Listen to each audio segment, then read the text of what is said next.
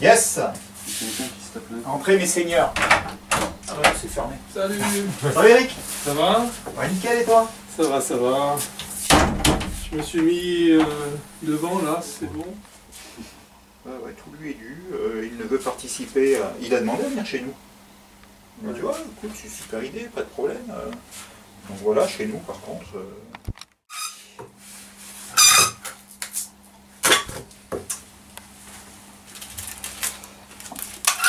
En fait, on va utiliser cette partie que je protège. Je vais la protéger de la résine.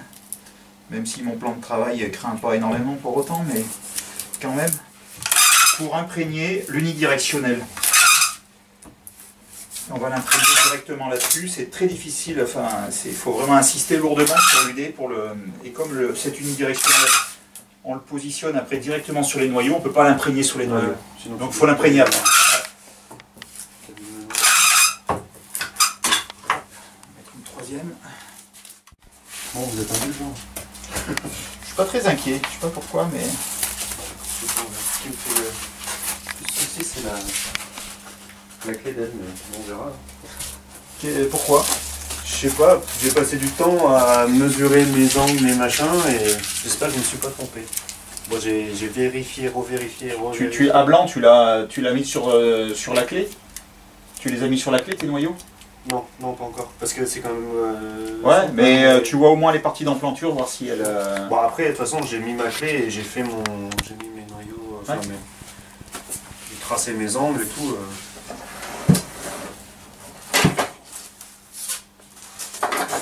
Et là, les noyaux, c'est toi qui les as découpés, Philippe? C'est ce qu'on a découpé ensemble l'autre fois. Ah, c'était pas ceux de Bruno?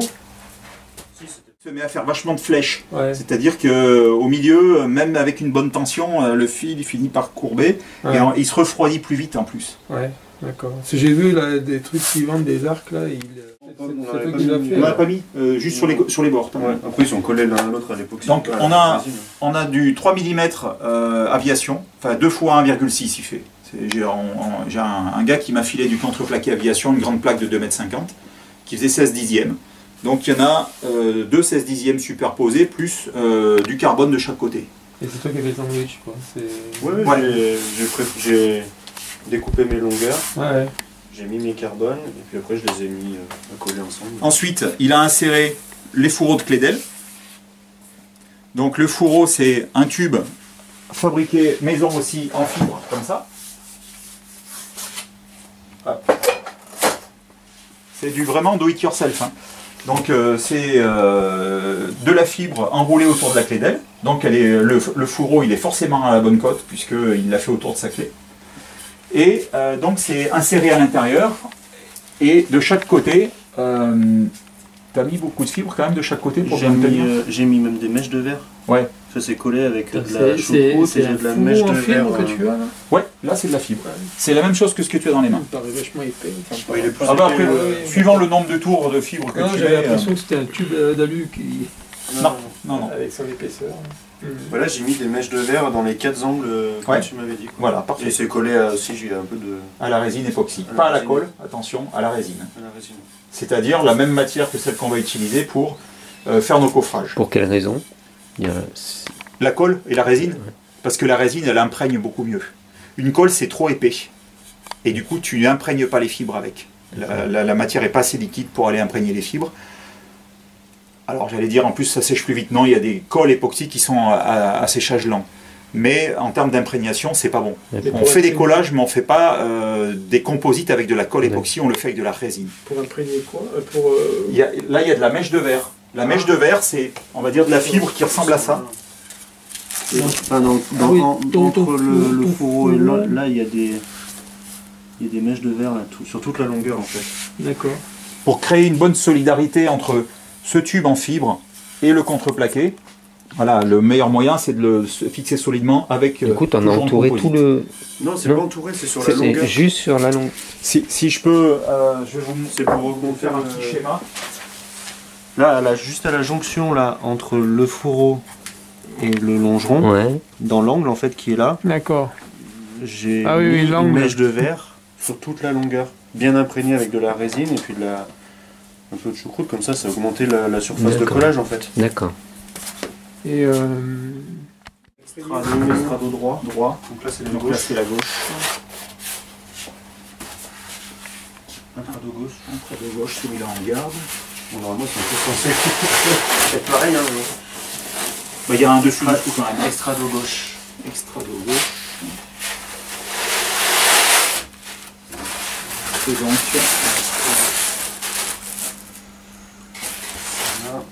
Et donc, une petite astuce aussi pour vous présenter le matériau. Ce matériau, donc c'est du tranché. Et ils font ça dans des billes de bois exotiques. C'est un matériau tranché. Et quand ils le tranchent, ils ont une machine qui va poncer la surface et ensuite qui va trancher une feuille. Donc il y a toujours, en termes de finition, un côté où on ressent plus comme des espèces d'ondulations, et un côté ici qui est très très lisse. Ouais, donc il y a un endroit, un envers sur le sein bas. Je te l'avais... Oui, tu as fait attention à ça. C'était pas évident. Parce que, et on le voit là, celui-là est beaucoup plus joli. Ça porte pas à conséquence, mais tu as une plus jolie finition quand tu fais attention à ça quand même. tu penses moins. Ouais. Puis tu sais ce qu'a dit le philosophe, hein, je pense donc j'essuie. Donc si on veut pas trop essuyer. Je vais ouvrir la voiture, je vais remettre ça.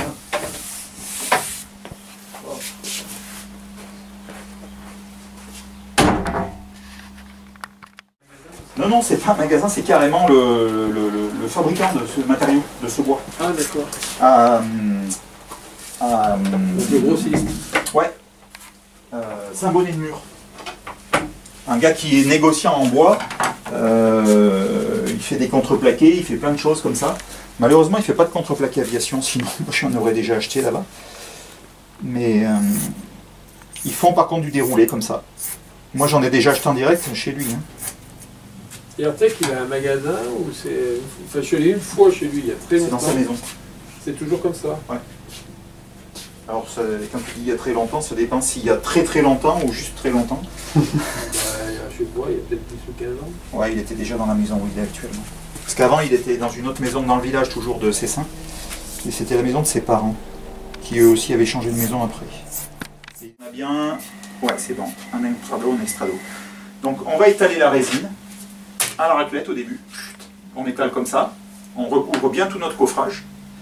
On va y positionner le bord de fuite tout de suite. Ouais. Le tissu qu'on a découpé. Et ensuite, on mettra notre carbone. D'accord ? Je les avais marqués bord d'attaque. Ouais. Le bord de fuite, il est là, on voit la cassure. Ouais, ouais. Je les avais notés quand même. Et donc voilà, on va faire ça. Parce que tu vas voir en plus, le 45 degrés carbone, on va le mettre en même temps sur les deux coffrages là. Ah oui, d'accord. You know ? Moi, je sais ce que tu fais. Donc là, tu prépares les... C'est bon, en plus, personne n'a touché. Là, tu as un mélange, donc durcisseur. Ouais, alors là, c'est la résine. Et on y rajoute le durcisseur, effectivement. Alors, petite explication sur les résines. Celle-ci, par exemple, est une résine dosée à 33%. Alors, attends, je finis juste. Je la dose. 33%, ça veut dire quoi? Ça veut dire que si je mets... c'est pas... 77 grammes de résine pour 33 grammes de durcisseur, c'est 100 grammes de résine plus 33 grammes de durcisseur. D'accord. On ne t'embête pas, Eric, laisse le faire là comme ça. Comme ça. Ouais, laisse faire. Les autres sont par terre. Ah, ils iront bien la remuer. Il faut passer un peu de temps à bien l'homogénéiser. Donc tu dis 33%? Ouais, 33%, ça veut dire que tu mets 100 grammes de résine plus 33 grammes de durcisseur. Ouais. Mais voilà, à préciser, parce qu'il y en a qui pensent que c'est sur 100 grammes de résine, il y a 33 grammes de durcisseur. Beaucoup l'ont fait. Hein. Ah ouais. Et donc beaucoup aussi ont passé quelques secondes à agiter seulement et ont été surpris que ça ne polymérisait pas. Parce que si elle est mal mélangée, eh bien, elle polymérise mal. Et quand on a, moi c'est des pots de yaourt, hein, il y a une petite rainure en bas, comme dans beaucoup de pots en plastoc. Et ben il y a la résine qui s'accumule au fond. Dans la gorge, là. Ouais, dans la gorge. Si on va pas chercher bien dans la gorge, Ouais, quand on va à la fin récupérer cette résine, eh ben celle-là, elle va rester poisseuse. d'accord. Si on n'a pas... On va faire chacun.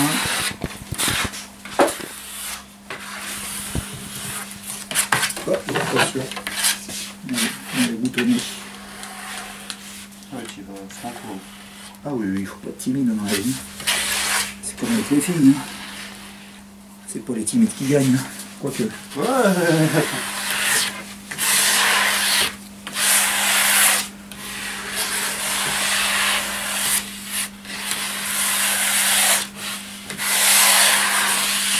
Donc la couche est très fine en fait.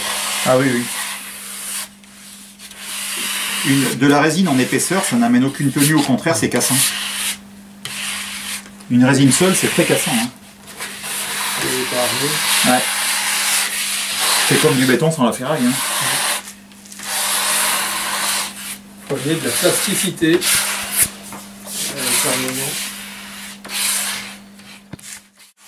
Qui est dans le pot depuis 1 heure. Et en plus, savoir qu'une résine, il ne faut pas en préparer trop à la fois non plus, parce que si tu en fais trop, quand elle est en masse, elle se met à chauffer. Il y a une réaction exothermique sur la résine. Et si elle se met à chauffer, elle polymérise encore plus vite. Elle pourrait même prendre feu. Ah oui. Ouais. Ouais, c'est arrivé à quelques-uns de devoir vite jeter le pot de résine dehors parce que...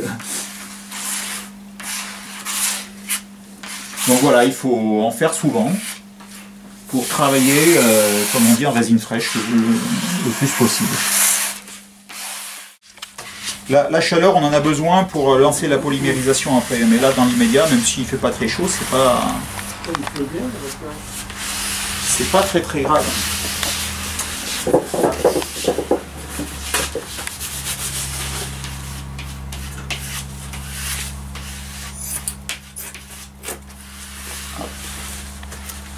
Non, vas-y. Tu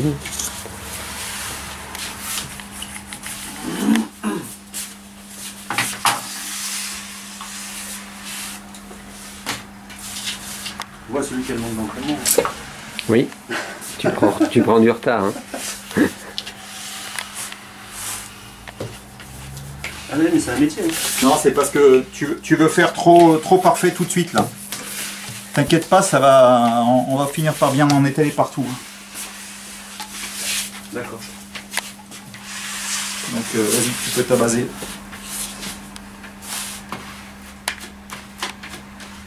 Je pense que j'en ai moins trois à la base. Moi j'ai déjà consommé tout mon pot. Hein. Ah oui, pas moi. Pas moi, pas moi.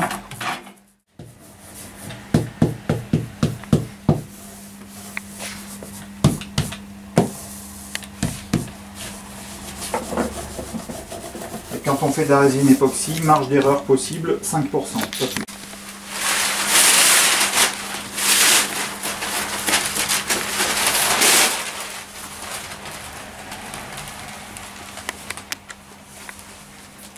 Non, on va pas en mettre 2 couches. Hein.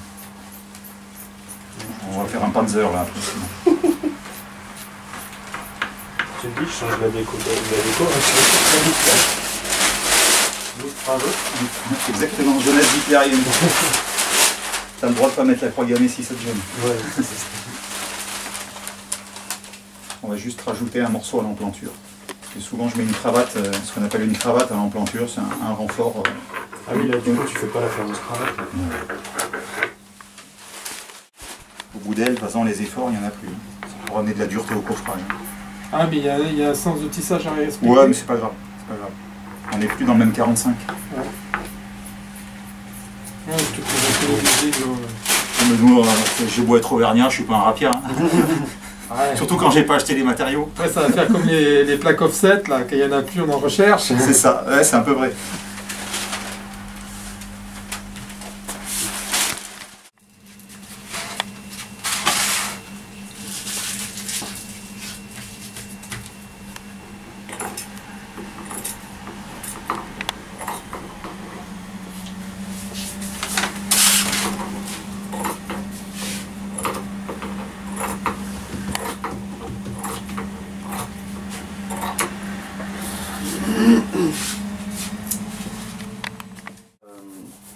C'est perpendiculaire et au-dessus des coups.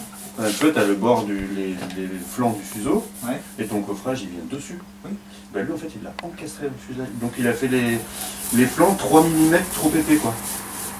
Ah, 3. Non, c'est pas très grave. Mais il a pas très bien. une télécommande ton aspirateur. Et alors il m'a expliqué comment. Me demande pas, j'en sais rien. J'ai rien compris. Je te fais confiance. Démerde, tu le fais. Et puis Voilà, c'est ça, faut que ça marche. exactement. Ah oui, mais ça, moi, pour moi, c'est un domaine, c'est du. Ça, c'est de la science-fiction. Hein. Ouais, total, du charabia pour moi.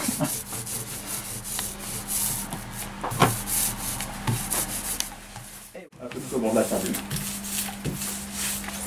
Alors, attention, mets pas trop tes doigts dessus parce que la résine époxy, c'est une merde. Ouais. Déjà tout à l'heure, en touchant les tubes de colle que j'ai fait tomber, là, il y en avait un qui était un peu Ouais. humide et ça me colle les doigts maintenant. Ouais, alors si tu veux, va te laver les mains dans la maison, c'est pas un problème. Le jour où tu commences à faire l'allergie par contact à cette merde, c'est fini. Hein. De ta vie, t'en travailles plus. Hein. Ouais. Donc faut pas plaisanter avec ce produit. Alors c'est les bords d'attaque porte-fuite. Non, ça c'est l'unidirectionnel en 300 grammes qui va venir à la verticale du longeron et qui va courir après sur toute l'envergure. Il y en a un dessus, un dessous. Donc chaque fois il est centré par rapport au longeron. Ouais. Et c'est ce qui va nous faire la liaison, ça plus le longeron, plus ça de l'autre côté, bah, ça fait comme un IPN en fait. Hein. Et ça donne une grande résistance à l'aile en même temps qu'une grande nervosité. Putain, ouais, faut y aller comme un cochon là. Ah ben le 300 grammes imprégné, ouais. Puis j'aurais peut-être dû imprégner d'abord celui du dessous. Si tu vois, j'enlève celui du dessus et ça se manipule. C'est le meilleur moyen pour pas la déformer parce que c'est très déformable. Et voilà, quand on les roule. Pas la fumer après. Non, faut pas la fumer celle-là, ça pète à la gueule sinon. C'est explosif. Alors, entre deux conneries, qu'est-ce que je peux vous dire? On va continuer. Ah oui, il est tout neuf, je l'ai déballé ce matin.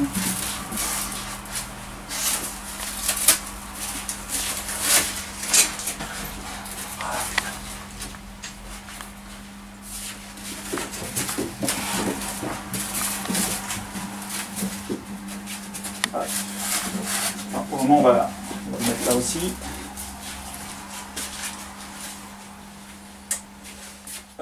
J'ai la dépouille. Le canard. Ça dépouille, ça fait. Celui qui a inventé ce truc. Ça fait fossoyeur. Quelqu'un appuie dessus. Parce que là, j'ai pas encore la longueur. Voilà. Allez.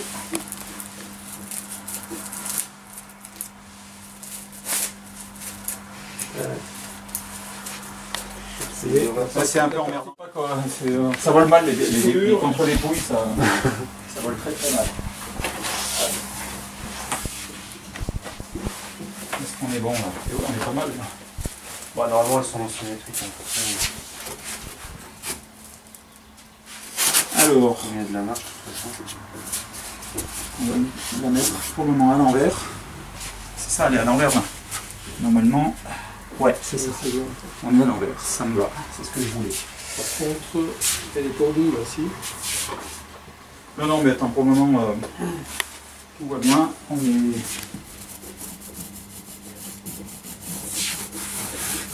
On va désiler un petit peu quand même. On aurait dû commencer par le côté. Qu'est-ce que tu dis Tu aurais dû le faire d'abord de l'autre côté. Non, tu vas voir pourquoi.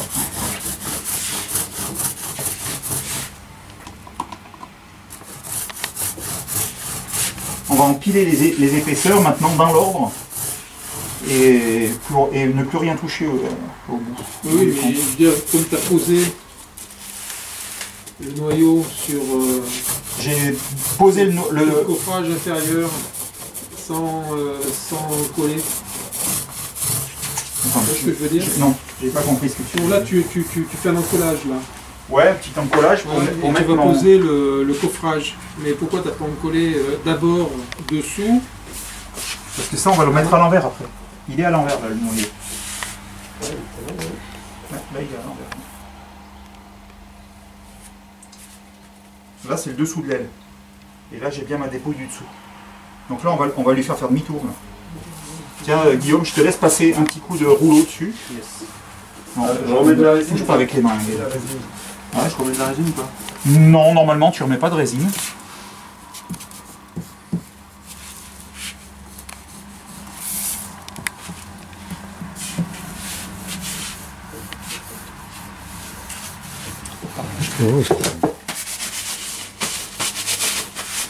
N'hésite pas si tu as besoin de te laver t'éponger les doigts, Guillaume. Hein.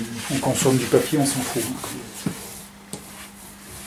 Les ciseaux.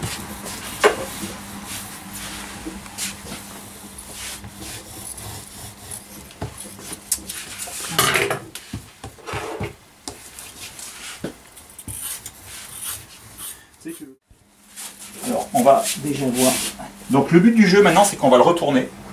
Avec ou sans coffrage? Non, non, le coffrage, il est à sa place déjà. Ok, d'accord. Donc, je vais vérifier qu'on dépassait un petit peu partout. Le trait noir, il va falloir le positionner en face du trait noir de la dépouille.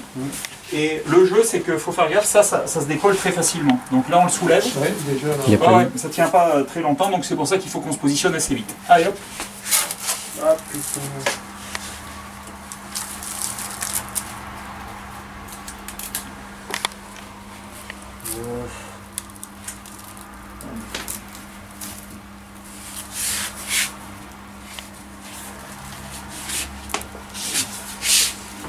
T'es comment, toi, là-bas?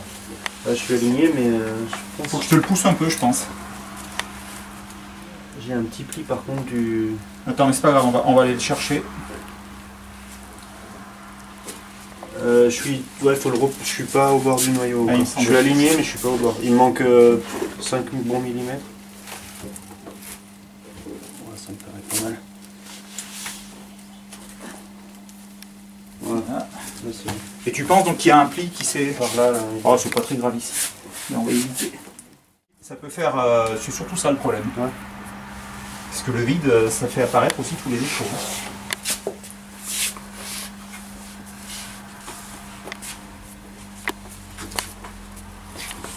Donc je te laisse repasser voilà, un petit coup de rouleau partout pour bien le plaquer.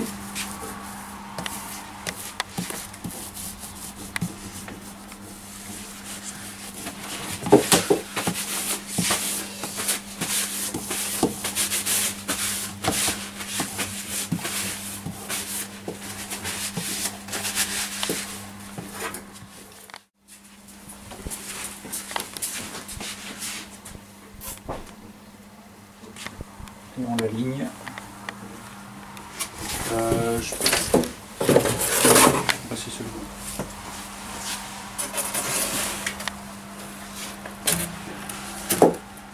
T'en as assez là-bas en longueur? Parce que moi il dépasse plus au-dessus qu'en dessous. Ouais, j'en ai un peu... je suis bon sur le noyau par rapport au noyau. Après la longueur elle est un peu différente entre les deux bois, mais... Ok. Alors ça me va.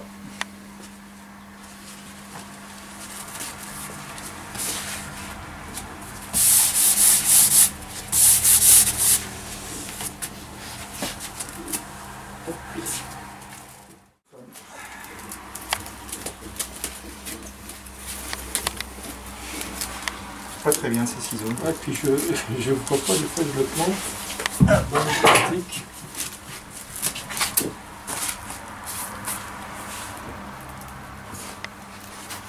Voilà.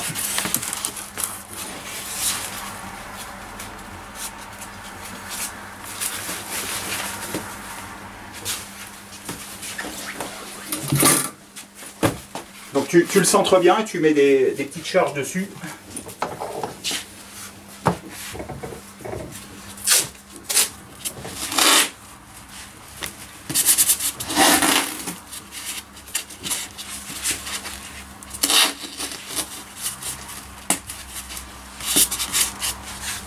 Je pense qu'on a mis l'intrado à l'extrado.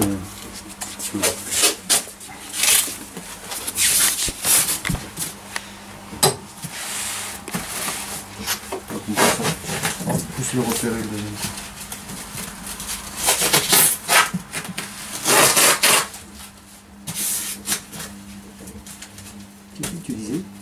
pense les coffrages. Ouais. Je pense qu'on a mis. On les a inversés. Inversé intrado extrado. Ouais. C'est que quand on va mettre sous vide, parfois la poche de vide, elle va se plaquer tout de suite. Et potentiellement, le bout il peut rester de l'air. Et du coup, on n'est pas sous vide de manière uniforme dans toute la poche. Donc on met un matériau qui est globalement poreux.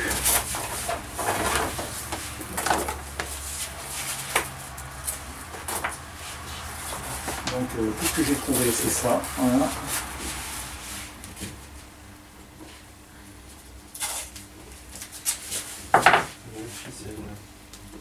Ouais, c'est une drisse un peu grosse.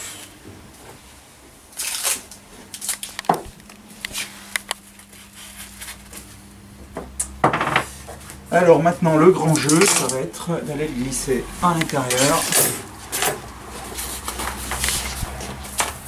Je vais te laisser venir m'ouvrir la poche, Guillaume. Attends, non, faut me laisser passer.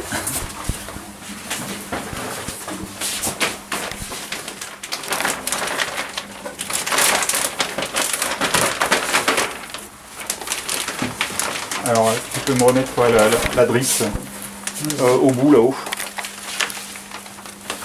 Non, non, pas toi, Eric. Non, non, parce que tu vas l'arracher maintenant. Tu veux que je la mette où? Ben, là au bout, pour qu'elle tienne. Ah, d'accord. En haut. Voilà, par exemple ici. Non, non, au bout. Voilà.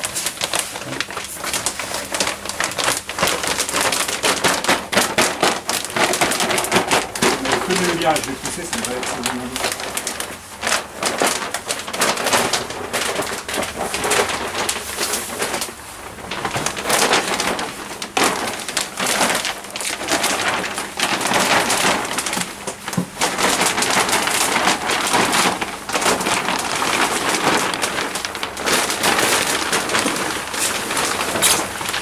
Hop, c'est tout bon. Comme un boulanger, il est enfourné. Maintenant, répartir des charges partout sur le... C'est très important de mettre du poids bien réparti partout avant de faire le vide. Parce que là, peut-être que quand on l'a positionné, tu vérifies d'abord aussi que les traits noirs sont tous bien alignés là-haut.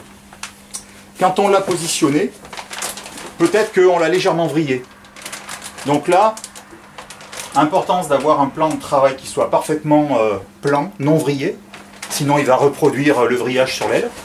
Et le fait de charger de manière assez uniforme, tout ce qui nous tombe sous la main, on peut mettre dessus. Ça va permettre de, entre guillemets, dévriller l'aile. Bien la plaquer exactement. au plan de travail. Absolument. Ça,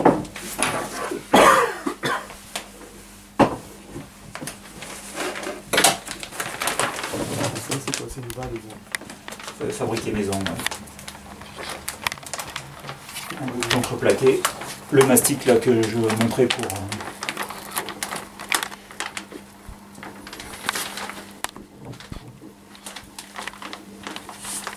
Dessous, je vois pas.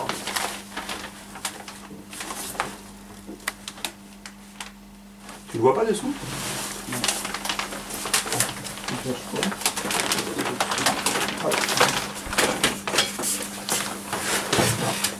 Alors moi je le voyais tout à l'heure. On avait tout faire du sac. Je pense que je suis pas mal. Dessus c'est bon. Et avec le coffrage, tout ce l'épaisseur du sac.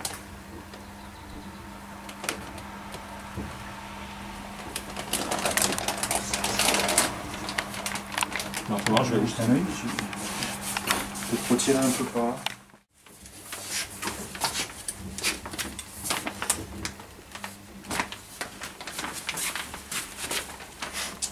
Je suis une poche dans ce sens-là en plus.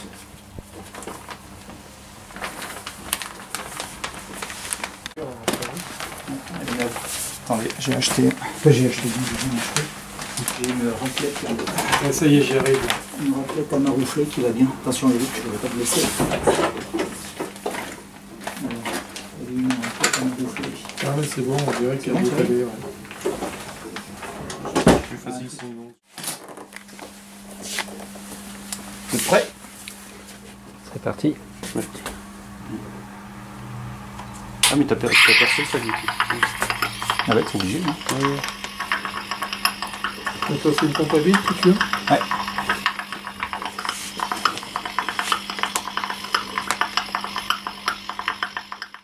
Donc c'est là-bas que tu vas avoir des bulles qui restent. J'ai rien sous vide là-bas. Ouais, mais après si elle passe... La pompe régule. Hein. Ah oui, donc la pompe elle se branche tout le temps. Ah oui, oui, oui. Mais si on a un sac suffisamment étanche, alors ils sont jamais étanches à 100%, mais ils déclenchent très rarement. Quoi. Ouais. Après Mamat en ce moment il a pas de pompe à vide, il fait ça avec une pompe d'aquarium. Une pompe d'aquarium ça tourne H24. Et ça marche. Hein. Moi je crois qu'il faut juste inverser le sens des membranes sur la pompe d'aquarium. Et la mettre à faire.